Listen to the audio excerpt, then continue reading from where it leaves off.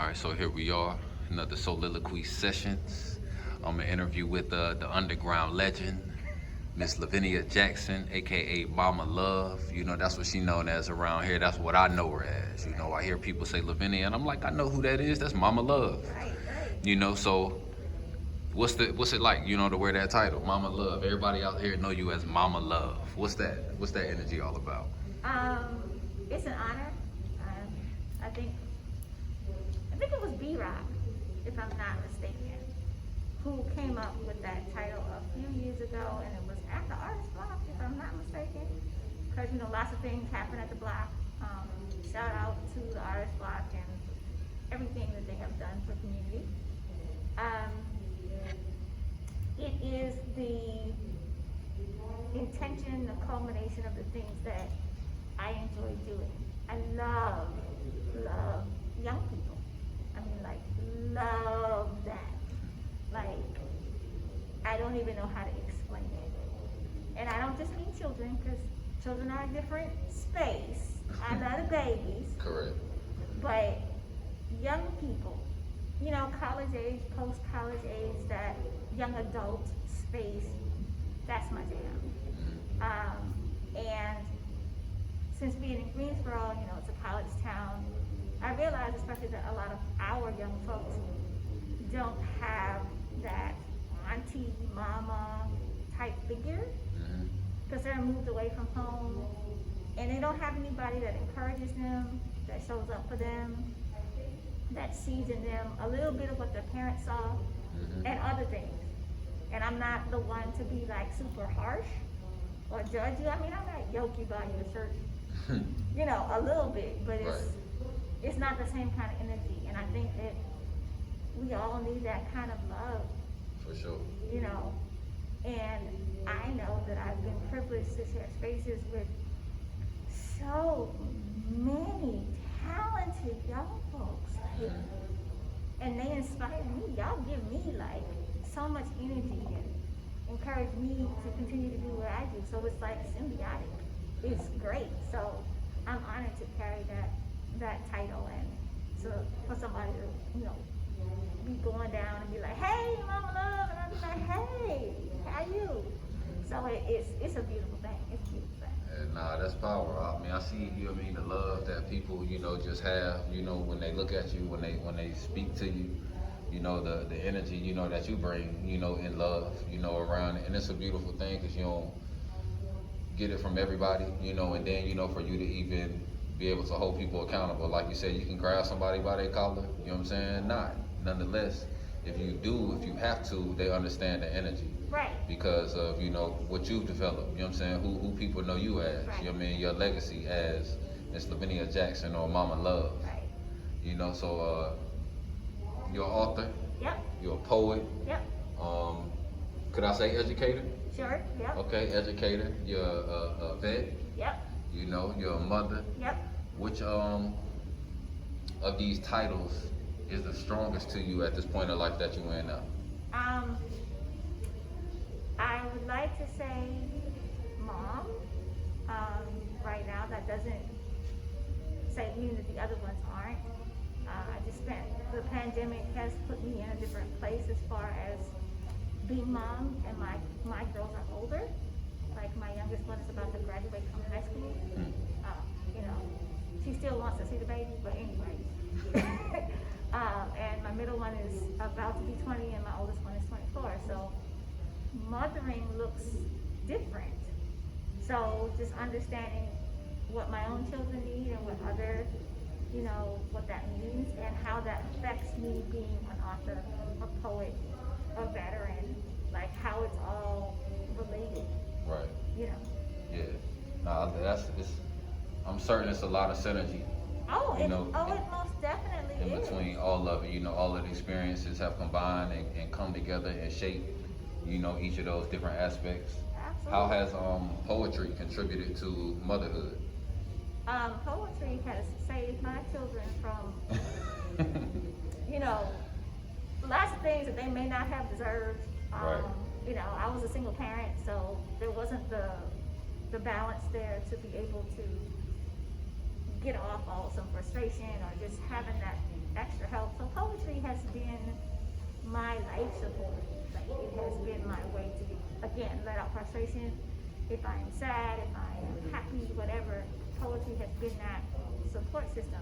And it's also the space where I maintain my own personality and myself. Like motherhood is like fatherhood for a lot of guys. You tend to lose who you are in the world. And poetry allows me to be me without, whether I'm a mom or not, I'm still me.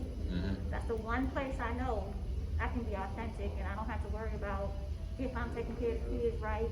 Right. You know, if I didn't say something right, that's not it. I still get to maintain who I am. So poetry is very precious to me as a parent, because when I step out on stage or when I'm performing, I know that that's me. That's really like the essence of who I am. Right.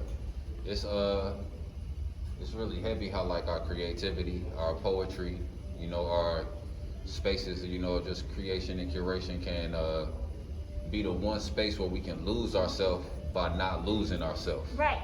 You know, you can dive deep in, you know, and when I say lose yourself, sometimes it's that shield, that guard that you have to put on in front of people, or like you said, you know, even as a parent, you know, be able to go express things. Or I know, you know, sometimes parents don't want to deal with like sadness, you know, and things in front of their, you know, children, so they can deal with it through their art. Right. You know, and lose yourself in that. Right. You know, so that's how long have you been writing? I started writing in elementary school. I was the kid who was doing all the church recitations. You know, Christmas, Easter, whatever holiday it was, I was going to do a recitation, and my grandmother took it a step further and got me to recite and perform poems. So I was performing in front of crowds of like hundreds and thousands by the time I was 10. Wow. Right. So, but it was other people's work. It wasn't my work. Then in the 8th grade, I was published. So I've been a published poet since 1987. Wow. Right. What did that feel like to say that you were a published poet? At that point, it was like, yup. Because I knew that I had a gift with words. I love words. We had multiple encyclopedias in my house. My grandmother was an educator. She was a principal. And my mom was a teacher. And my grandmother actually trained teachers. So reading books was expected. And all of her friends were teachers. So it was expected of me to do something with words. Right. So it just was confirmation. But you know, it was sort of a challenge because I didn't write in a particular cadence that may have been more acceptable, or a rhyme scheme. So when I went to my high school, they recognized the gift, that I didn't have to write like Shakespeare, I didn't have to write like Claude McKay or any of those. I could write how I wanted to and express that, and that was freedom. Yeah, that's big, you know, finding that space of freedom and confidence. Yes. You know, to do that, you know, at any point in life. You know, it's a lot of adults still that deal with confidence issues. And I know a lot of young people that were able to develop, you know, their supreme confidence through the arts. You know, like you said, you were performing other people's stuff. But it gave you, I guess, the comfortability, you know, to step out there and do your own thing. Yeah, and that's another reason why I enjoy doing workshops, like doing Feminist and other spaces like that. Because my philosophy is that everybody can write. You have a pen and a piece of paper. You just need space and a vehicle to be able to write. So that's what I provide. I don't, you know, put it this way. One of the things that we said was we birth writers. So if you put the right tools in front of someone, they're guaranteed to come up with something creative. Whether they like it or not isn't the point. Right. The point is for them to be able to create. And often we don't have those spaces anymore where we can create, especially as adults. Like, we're too busy trying to do this, do that, do this, do that. work, you know, family, everything, and we don't take time to create. And when you don't have that, you begin to lose yourself. And so, you know, that's why I think, you know, what we do, you know, curating spaces, hosting events is absolutely critical because people walk away remembering who they are. That's I've oftentimes heard you say you spent your whole life writing your first book. You know, I've heard a lot of artists, you know, say that even about like their albums, you know, and things of that nature. So, I mean, tell me about that. You know, what was the journey, you know, to getting that first book out there, you know?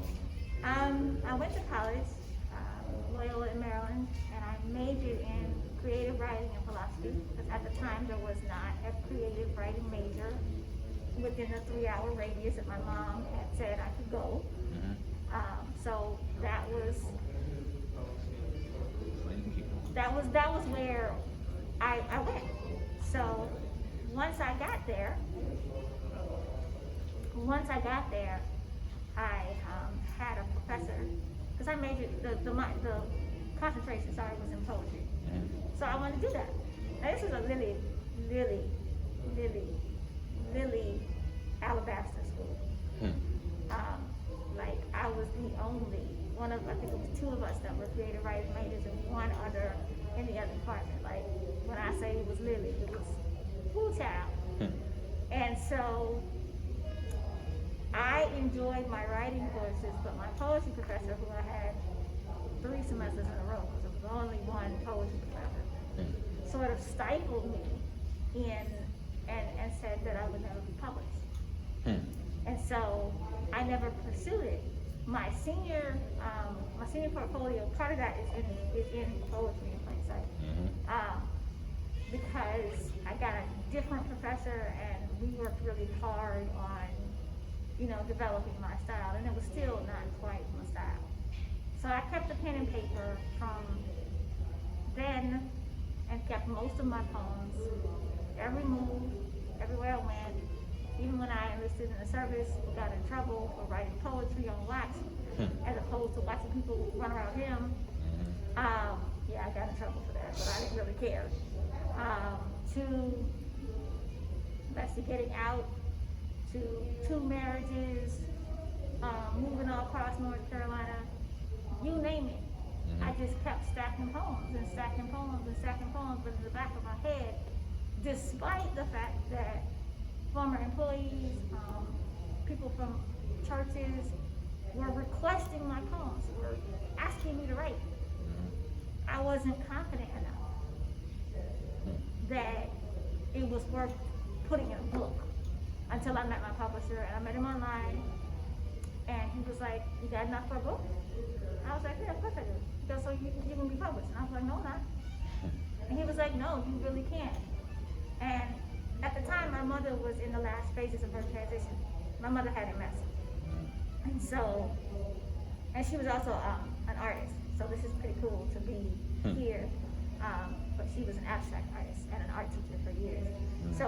So I was finding a way to deal with grief and put something to it. So I had to focus on something because I'm in Greensboro. She's in my hometown. You know, it's like 4 hours away.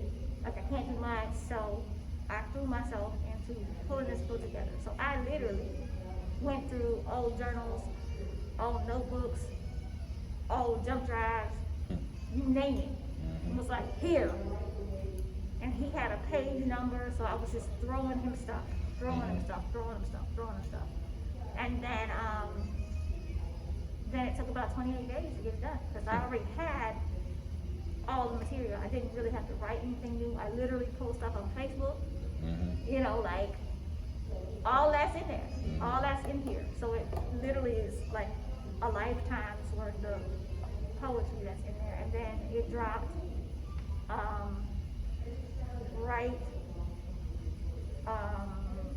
right after my mom passed. So she never got to see the book, but I picked up a case of the books, my first case of books, on my way to the funeral, and I read from the book after the funeral. Yeah. Mm. So there's a lot of, weight with this one, Mm. you know. So I would love for you to read something, but it was so many. It can all be so simple, Right. sometimes. And you said you went back and got stuff from Facebook, and I think about that all the time. Like, man, there's stuff that I posted that I can publish, Yes. or I'll see other friends, and people that I'm associated with, and I'm like, you got a book on Facebook, That part. And you got a book on Twitter, you know what I I mean? just said that to somebody else too. I just said that. I was like, yo, your stuff is phenomenal. Where's the book? And they're like, what you talking about? I was like, I literally read you every day. And, again, we both have friends that are phenomenal, and they don't see themselves as phenomenal writers, or the fact that they could be in a book, Right. like published. I'm like, no, pull it. All these tools that we utilize on the daily, whether it's even putting the camera in front of us on an Instagram or Facebook Live, it's like all of that is stuff that is captured that can be even transcribed, Right. to be created into something. Like, Right. there's so many different, tools, and going back to something you said before, you provide the people with the tools, to be able to access even this information, with some screwdrivers and some hammers and some nails that Right. people needed, to put together their next movement. There's gonna be some people that double back on Facebook like, that's a page right there. Right. This whole week of stuff that I did, that's a chapter. Absolutely. Because just you mentioning it got me thinking about it again myself. Right. Right. And that's another thing. And I found out from my friend Meta, who's a professor over at Salem, is that books don't, and also Monier, they both confirm for me the same thing. Just realizing they both have M names, but anyway. But books don't have to look the way that we assume they are going to. Because, like my book, it was published, and I picked up the, cover, and I did all that, and graphic artists and all that. But it doesn't have to look like that. It can start off small. It can start off in Office Depot. It actually can start off in your house. My second book, I actually hand stitched, and I went to Reconsider Goods and got some leather and some stuff, and I printed it from my house, and I just stitched it, I bound it together. Wow. And that's my second book. And I took that cue from Meta, that it doesn't have to look like anything else to be a book. Your book is your book. It doesn't necessarily have to have an ISBN number, that's great. Right. But it can be copywritten, for your own. You created this unique experience, Right. with how many of those did you create? The total I was supposed to create was 72. I think I did about 22. So the 22 people that have them though have like this collector's item. Right. This one that many other people, won't ever, Right. see. Maybe they will, maybe they won't. Nonetheless, there's 22 out there, and that's another thing with like the things that we create. Like we can create an experience. We can create exclusivity, and inclusivity at the same time. Absolutely. But you created something exclusive there, just by like understanding, the things that were being confirmed within you, to you, that it don't have to look, it can be unorthodox. Right. It can be different. It don't Right. have to look like, what we saw in school. Right. Because that really ain't the standard. Right. That was really just a manipulation, of what's real. Right. So I love that. That's huge. And shout out to those people that got one of those 22. Because I've been thinking a lot, and I was, looking at NFTs, et cetera, about, creating these exclusive art pieces. Sometimes there are artists, of course, you see with painters, they have these one-of-ones, with the original and then the prints. But I hope somebody took that cue as well, even if they just create 1 to 5 of them, Right. and then whole other versions, Right. or whatever it is, they decide to create. And I might be one of them people. And it wasn't even like hard. It was just more of what do I want as a writer / publisher? What kind of experience do I want for my readers? And the second book was very much a different experience from this book. Poetry in Plain Sight for me is an anthology. It is like a whole lifetime. And the second book is a very specific, ordered experience. And it's meant to be small. It's meant to be handheld. It's meant for you to feel. You know, like that was the whole point, was to feel, because I asked those 22 people, like, what's your favorite color? So I would pick out, you know, the color of the leather, you know, like, just, you know, like, including them in the experience. Right. You know, and then it's like, it's their book. Like, nobody else is gonna get it, it's theirs. Yeah. Yeah, so that, I mean, that's a fun experience, just binding your own books and knowing that that's something you can do. Because I never thought I could, like, really bind my own books. I thought I had to, like, again, pay a publisher or find a book binder. It was like, no. And then, of course, Monier was another person who explained to me about going to Office Depot and, you know, printing it out and the progression. Like, she took from Office Depot to whatever the next step was to now her books are bound. But that's been over 5 years, 5 or 6 years. Like, she's made those, so you don't have to start off with this. Right. Like, it's great if you can, and it's great if you find a publisher, and it's great if you have the capital to be able to do that, but you don't have to. Right. We are people of a hustle. You know, we gonna make it happen. Right, we gonna make it happen. And you know, I know we have lots of things that we can have, from family reunions and homecoming, church services, and everything else. You know, it's stapled together, and we still got it 20, 30 years later. And ain't no ISBN number on that. ain't no none of that. Right. But we keep those books. We keep those things. So it's tapping into culture. It's tapping into who we are. Yeah, no doubt about it. So, what you got for us from Poetry in Plain Sight? I'm going to read, because my memory sucks. I was thinking about this poem the other day, and I think it's been 6 years since I performed it at the International Civil Rights Museum in a play called February Once Again. And they asked me to write something for the play, and this is what I wrote, called You People. One day, I won't choke back tears and ask, who the hell are you people supposed to be? Muffling my anger like a muzzled dog. No, I will muster fortitude. Not like grabbing for straws, but like my life depended on it, and spit in your face words that reduce me to the space under your curled lip or at the end of your nose. Anywhere you can't see anything more than the labels you created. I wish I could scream at you. Louder than the sirens and more often than the security reminders in Harris Teeter. This kind of disregard doesn't do shit for me. It's more constipating than cheese. See, you people ties my stomach in knots, makes me ride on the floor, hope I can puke, but I can't. My fingers don't go that far down my throat, and I consider myself a professional. Praying to the porcelain god so much that all you hear is a flush, and my guts go turning down the toilet. You people sit in quiet cubicles, inhaling being ignored. Like that stale air we breathe and share just to get a piece of our humanity back. I am not your most convenient representative of all things black and negative.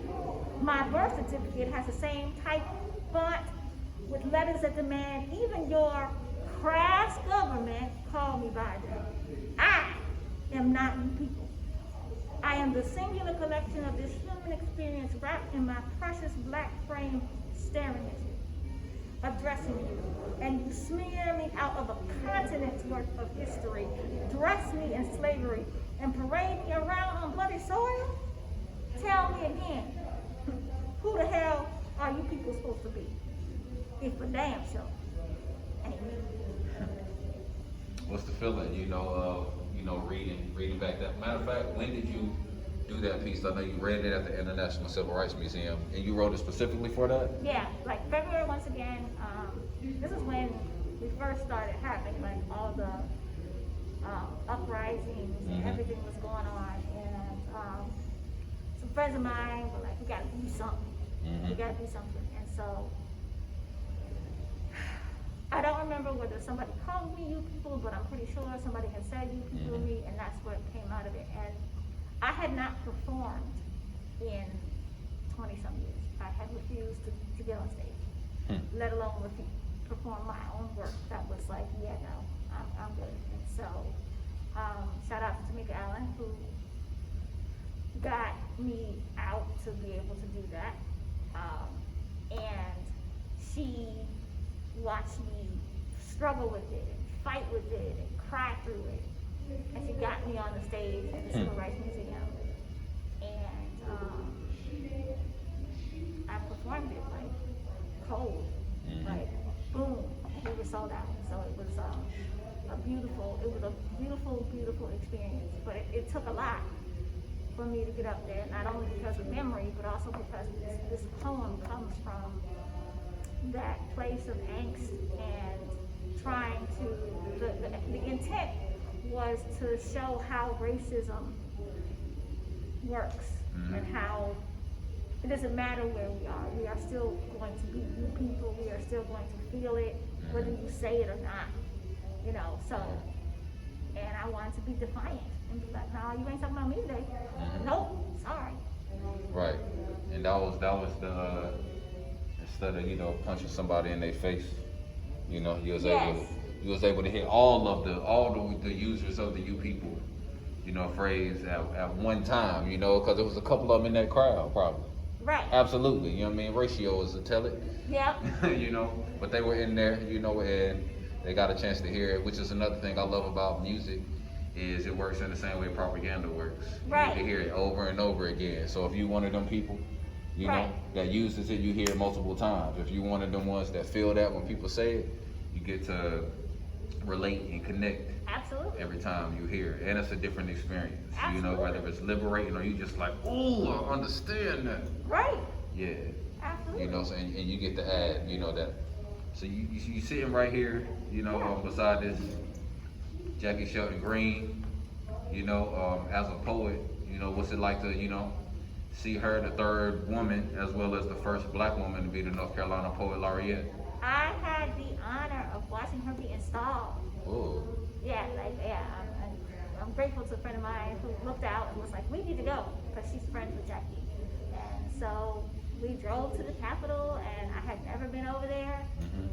And meeting her, like watching that exchange of power and it was just a beautifully bright day. Like, it was an amazing, like the sun, and I was like, yeah, this is it. This is it. And I met her at the library, you know, the main one right over there.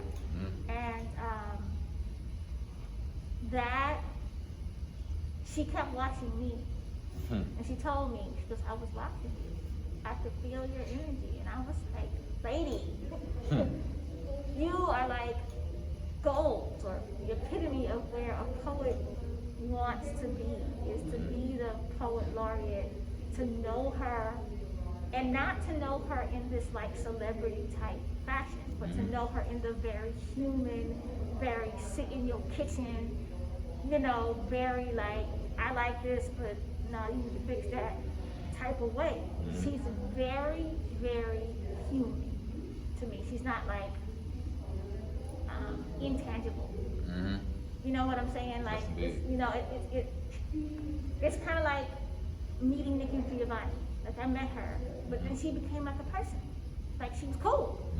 It wasn't even like, you know, or if, you know, so if you met KRS-One, for instance, like, he's a dope dude. Like, he's just cool. Despite his celebrity, it doesn't go to his head. He's like in tune with you right there.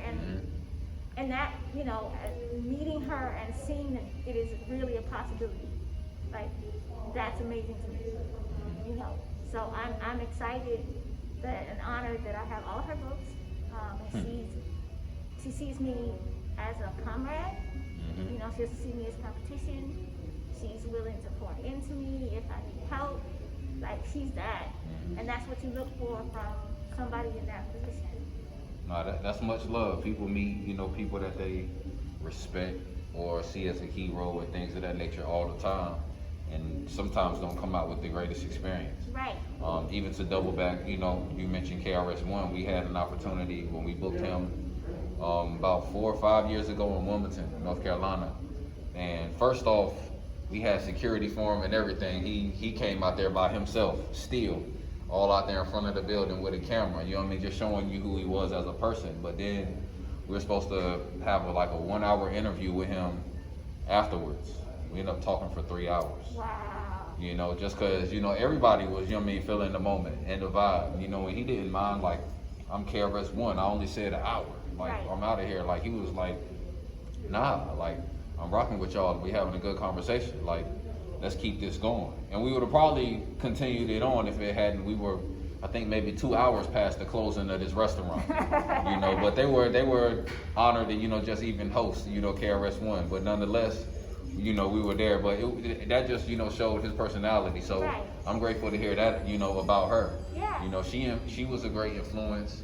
And I didn't know who she was. I just, maybe the past 2 or 3 years, life told me what a poet laureate was. Oh, okay. So I didn't even know what a poet laureate was. And then I was thinking, like, well, I probably couldn't, like, be it. Like, it's so many other greater poets, and then that's probably something reserved for white people. Right. You know what I mean? Which is, I mean, what I was thinking. Right. And then the next poet laureate I hear of is her. Right. So I'm like, that was, you know, something that I saw and admired. Then I'm like, dang, there's so many other young writers, you know, who are going to see this, Right. you know, and be like, just like you said, this person, she's right here. Right. You know, like, I get to see her. You know what I mean? Right. There's people that live across the street from her. And I'm just like, okay, that's Jackie Shelton Green. Right. You know, so that's powerful. And you have that effect on people. You know, I mean, I see it. I get to experience it. I'm honored to be in your presence. Anytime I'm in your presence, I was grateful that you accepted, you know, this request to do this interview. You know, I'm grateful to have a relationship with you where I can just reach out and already know it's going to be a yes. But, you know, I'm still, you know, honored every time, you know, because I mean, there could be a no, nah, I'm too busy. I ain't feeling it right now. So But I'm totally grateful. 9 times out of 10, I'm going to tell you yes. You know, I believe in what you do. And you have an amazing gift and an amazing vision. And I don't see it, and you move different, you know, and you just really move differently than some of the other artists. So I'm watching you and I'm seeing what you're doing, and you're constantly elevating, like changing the game up, doing this, doing that. So I don't mind riding with you. You know what I'm saying? No doubt. Because I'm learning something and I'm watching, and I haven't seen Light in a long time. He is my buddy. Mm-hmm. He has so much knowledge. Oh my goodness. Wow. Like, I just love listening to him talk. Yeah. But there's an opportunity for artists to create poet laureate programs. There's not one in Greensboro or Guilford County. There's not one. So there's an opportunity, you know, to begin that conversation about what it takes, or if there's one in Jacksonville. You know what I'm saying? Right. Like, who is it? Because and who determines that? Is it the library?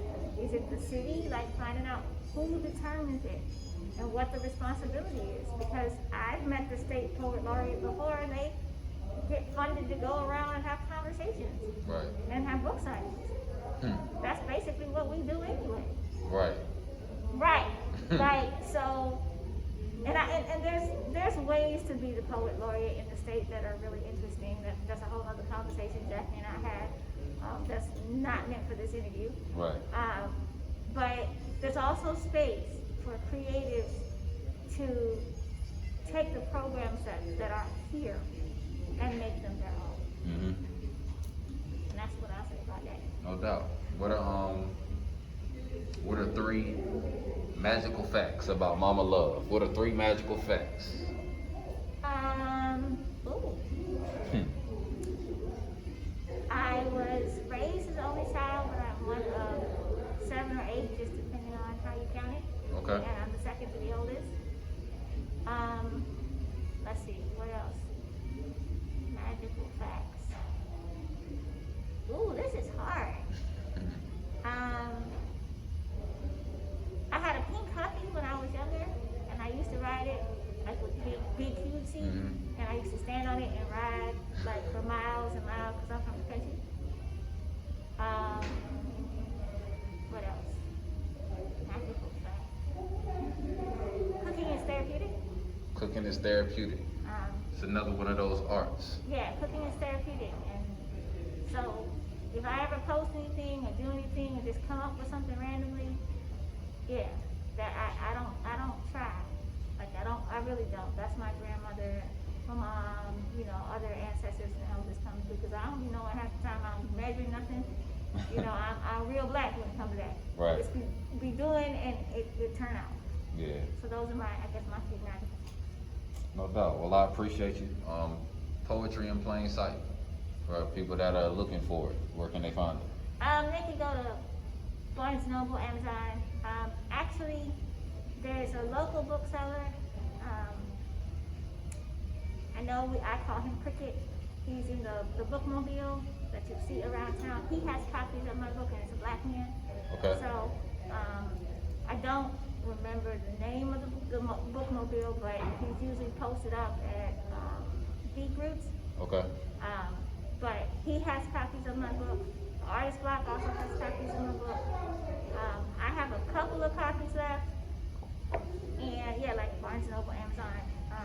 And the other book is called Other Side of the Moon. If you want Other Side of the Moon, it is, I think it's $22. I think that's the right price. And you'll have to contact me or inbox me, and I will have to make the book for you. Like, that's how that goes. So if you're interested in that, and it's numbered and everything, so you'll know, like, if you're interested in that one. Yeah. No doubt. Well, I appreciate you, Mama Luv. I appreciate you. Everybody, go get this book. We are representing Black History all year. Yep. Of course, it is Women's History Month, but we'll represent women's history all year because both, of these, factors being black, we are very heavy foundation, to this country or to everything. And then women are the backbone, to every single thing that is happening out here. So I'm honored to be in your presence and speak with you, and I'm looking forward to everybody, absorbing this information. Anytime.